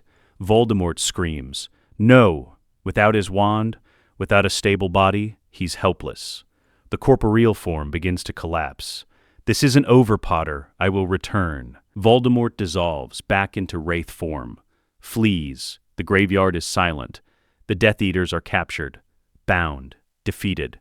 James looks at Harry and Hermione. Are you hurt? Good, because we're having a very long discussion about your decision-making when we get home. We called for backup after touching the cursed portkey. We knew you were coming. Still reckless. Sirius grins. They get that from you, Prongs. Shut up, Padfoot. Kingsley and the Aurors process the captured Death Eaters. Lucius Malfoy is among them. He'll go to Azkaban this time. For real. The evidence is overwhelming. James wraps an arm around both children. Let's go home. They portkey back. Together. Safe. The years that follow are a montage, not a desperate quest. A family mission. 1995. 1996. The Horcrux hunt. The ring. Little Hangleton, the Peveril ring. James and Sirius retrieve it. Contain it. Destroy it. With basilisk venom. Fiendfire. Controlled. Careful. James recognizes the stone in the ring. The resurrection stone. Deathly hallow. He doesn't use it. Tempting. To see Lily again. To speak with her. But he knows better. The stone shows echoes. Not truth. He destroys it with the ring. The locket. The cave. Inferi-infested, the 4 of them go. James, Sirius, Harry, Hermione. The Inferi are dangerous, but manageable. Fire, light, coordinated spell work. They retrieve the locket. Sirius is injured. Inferi grabbed him, pulled him under. James saved him. Nearly lost him. They destroy the locket. Another Horcrux gone. The cup. Gringotts. Bellatrix's vault. This requires planning. Subtlety. They can't just raid Gringotts. Too visible. Too illegal. Instead, Tonks or she obtains a legal search warrant. Suspicion of dark artifacts. The goblins cooperate, reluctantly. The cup is found. Secured. Destroyed. 3 down, 2 to go. Plus Harry. The diadem. Hogwarts. Room of requirement. Hermione finds it. She's researched Ravenclaw history. Knows where Helena Ravenclaw would have hidden her mother's lost diadem. They retrieve it during the summer, when the castle is mostly empty. Destroy it in the Chamber of Secrets. With basilisk venom, Herpo's last permits them entry. He remembers their kindness. 4 down, 1 to go. Plus Harry, Nagini, Voldemort's snake. This one is harder. Voldemort keeps her close, always. But in 1997, during a Death Eater raid, Sirius tracks Nagini. Duels her, dangerous, venomous, massive. He's injured. 3 new scars across his chest, deep. But he kills her. Gryffindor's sword. Beheading, clean. 5 down, 1 to go. Harry. Summer 1997. The extraction. Harry is 17 now. Ready. They've spent years preparing for this. Researching. Planning. The theory is sound. A soul fragment attached to a living host can be extracted. If the host enters magical near death willingly and survives. The method, a killing curse cast by family. Within the blood protection, the lily protection extended to Hermione through the vinculum sanguinis means if Hermione casts the curse, it's anchored in protection rather than destruction. The soul fragment will be expelled without killing Harry. Theoretically, Potter Manor Garden. Evening, golden hour. Light filtering through trees. James, Sirius, Remus, and Tonks stand in a circle around Harry. Hermione faces him, wand raised, shaking. "I can't do this," she says. "You can," Harry says. "I trust you. What if it goes wrong?" "It won't." "How do you know?" "Okay, ready?" "No, but do it anyway." She raises her wand, aims at Harry's chest. Avada Kedavra, green light, the killing curse. Death itself, it hits Harry, he falls. For 6 seconds he doesn't breathe, doesn't move. James is on his knees, silent, watching. Sirius has his wand out, ready to intervene, not sure how. Then Harry gasps, breathes, opens his eyes. Did it work? Hermione drops beside him, sobbing. "You're alive. You're alive. Of course I'm alive. You're brilliant." The Horcrux is gone, expelled, destroyed. Harry touches his scar. It's still there, the mark, the lightning bolt. But the burn is gone, the cold, the connection to Voldemort. He's whole, finally, completely. Just Harry. 1998, the final stand. Voldemort, desperate mortal, makes one last attempt. He attacks Hogwarts, the place where he made himself permanent, where he hid his Horcruxes, where he became immortal. He returns to reclaim it. Finds the castle defended, students evacuated, Order of the Phoenix ready, Aurors stationed, wards reinforced, and at the gates, James Potter, Sirius Black, Harry Potter, Hermione Granger, the 4 of them, waiting. Voldemort arrives with what remains of his inner circle, 20 Death Eaters, all that's left. The battle is not chaotic, it's a dismantlement. The Aurors handle the Death Eaters, professional, efficient. Voldemort stands alone, faces the 4 Potters. "You've destroyed everything I built," he says. "Yes," James agrees. "My immortality, my power, my legacy, all gone. Then I'll destroy yours, starting with your son." He casts at Harry. Harry blocks. "You've tried that. Twice. Didn't work either time." Voldemort casts at Hermione. She deflects. "You're mortal now. Just a man, and not a very good one." Voldemort casts at James. Sirius intercepts. "You're not touching him." They fight. All 4 against 1. Not a duel, an execution. Harry and Hermione coordinate. Twin cast. Their magic resonating. Expelliarmus. The combined force shatters Voldemort's wand. Again, he falls to his knees. Powerless. Defeated. "You cannot kill me. I am immortal. You were, James says. Not anymore. He raises his wand, but doesn't cast. I'm not going to kill you, Tom. That would be too easy. Too quick. Face justice. Spend the rest of your life in a cell. Forgotten. Mortal human. Everything you tried to escape. Voldemort screams. Rage. Despair. He tries to flee. Can't. Anti-apparition wards. He's captured. Bound. Taken to the ministry. Tried. Convicted. Sentenced. He doesn't die. He just ends. An old man in a cell. 70 years old. Body failing, magic fading. He dies of old age 2003. Alone. Unmourned, the Dark Lord who wanted to be immortal dies the most mortal death imaginable. Christmas 2003. Potter Manor. The manor is warm, loud, full. The Weasley family. All of them. Arthur and Molly, Bill and Charlie, and Percy and Fred and George, and Ron and Ginny. Remus and Tonks. Married now. 2001. They have a son. Teddy Lupin. 2 years old. Crawling everywhere, metamorph Magus like his mother. Neville Longbottom and his grandmother. Frank and Alice Longbottom. Cured. Hermione developed the potion. Modified Mandrake restorative draught. Applied to long-term spell damage. It worked. Frank and Alice don't remember everything, but they know their son, their healing, Luna Lovegood and her father, McGonagall and Flitwick. Friends now. No longer just professors. The sitting room is packed, chaotic, joyful. Harry and Ron argue about Quidditch. Corner of the room, passionate, loud. Hermione and Ginny examine the bookshelves, pulling volumes, debating magical theory. Sirius is in the kitchen, pretending to help Molly cook, actually eating ingredients and making her laugh. Remus tells a story. Circle of younger Weasleys listening, wide-eyed, captivated. James stands in the doorway between hall and sitting room, watching. This family, built from tragedy, forged in love. Hermione appears at his elbow. 24 now, Minister for Magic, youngest ever appointed. We're going to fix the rest of it, you know, she says. The rest of what? Everything. The ministry, the creature laws, education reform. All of it. James laughs. I know. Good thing we have time. He puts his arm around her shoulders. She leans in. They stand together, watching the chaos. The love. The life. Harry crosses the room. Stops beside them. 24. Head Auror. Youngest in history. He doesn't say anything, just stands there. The three of them, in the doorway, in the light. Across the room, Sirius catches James's eye. The look between them holds everything, every year, every fight, every choice, every scar, every laugh. Sirius raises his glass.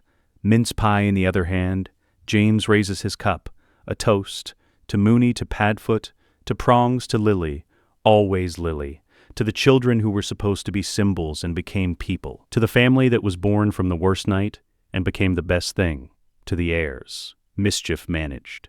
September 1st, 2019, Platform 9 3/4.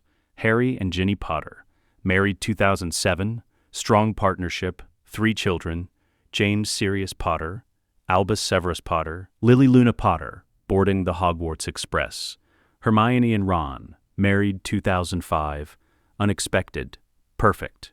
2 children, Rose Granger Weasley, Hugo Granger Weasley, boarding the train with their cousins. James Potter stands on the platform, 63 now, graying, still strong. Sirius beside him, same age.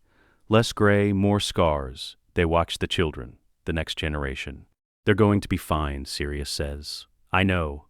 They're Potters and Weasleys and Grangers. They're going to be extraordinary or burn down the school trying. Maybe both.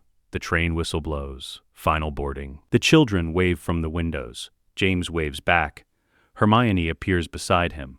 Nervous? Always. You? Terrified. But they're ready. How do you know? Because we raised them. All of us. Together, Harry joins them. The platform's clearing. Should we go? In a moment, they stand together. The 4 of them, one family, watching the train disappear around the bend. The children are gone, off to their own adventures. But the family remains. We did good, Sirius says. Yeah, James agrees. We did. They apparate home. Together. Potter Manor. Where it all began. Where it all continues. The door opens. Light spills out inside Remus and Tonks. Teddy, now 19, 5th year at Hogwarts, home for the weekend. The Weasleys, Frank and Alice Longbottom, Luna, McGonagall, all the family. Waiting. James enters last, closes the door. Looks at the crest on the wall, the Potter family crest. 2 wands crossed over a shield. Beneath it, still framed, Hermione's reform agenda from 1990. Most of it accomplished, some still in progress. But all of it happening, the world is better, not perfect, but better.